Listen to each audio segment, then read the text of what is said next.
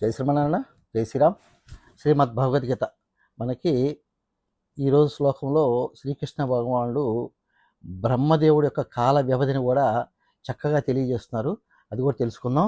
సహస్రయుగ పర్యంతం ఆహర్యో బ్రాహ్మణో విదు రాత్రియుగ సహస్రాంతం తే అహోరాత్ర విదో జనా.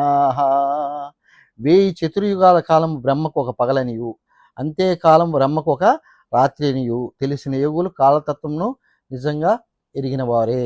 ఇక్కడ మనకి కలియుగము 4,32,000 సంవత్సరాలు, దానికి రెట్టింపు ద్వాపరయుగము, దానికి రెట్టింపు త్రేతాయుగము, దానికి రెట్టింపు కృతాయుగము.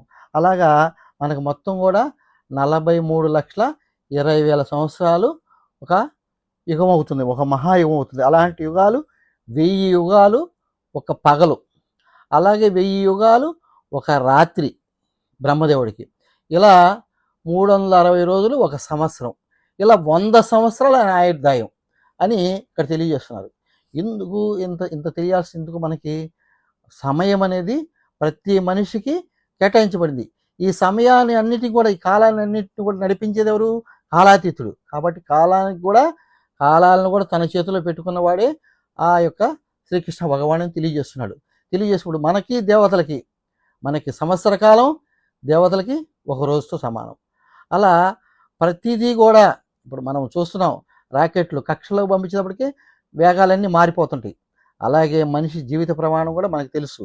మనిషి జీవిత ప్రమాణం 100 సంవత్సరాల ఆయుర్దాయం అనుకుంటే మనం బతికేది 1000 రోజుల్లోనే.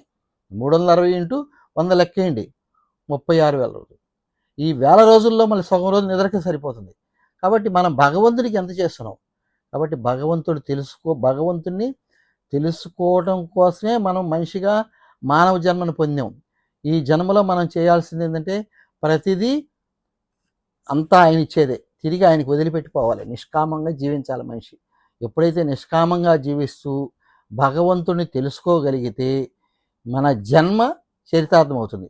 కాబట్టి ఈ జన్మ చరితార్థం చేసుకోవాలంటే తప్పనిసరిగా మనము ఇవన్నీ తెలుసుకోగలిగితేనే మన యొక్క కాలం విలువ, మన యొక్క సమయం విలువ, మనం చేసే సమయం ఎంతవరకు భగవంతుడికి కేటాయిస్తున్నామో మనకే అర్థమవుతుంది. కాబట్టి ఈ కాలతత్వాన్ని ఎవరైతే తెలుసుకోగలుగుతారో వాళ్ళ జీవితంలో సమయ పాలన చేసుకుంటూ భగవంతుడి సమయాన్ని కేటాయించుకొని జీవితాన్ని హాయిగా గడుపుకుంటారు. జై శ్రీమన్నారాయణ. నెక్స్ట్ వీడియోలో కొన్ని విషయాలు తెలుసుకుందాం. జై శ్రీరామ్.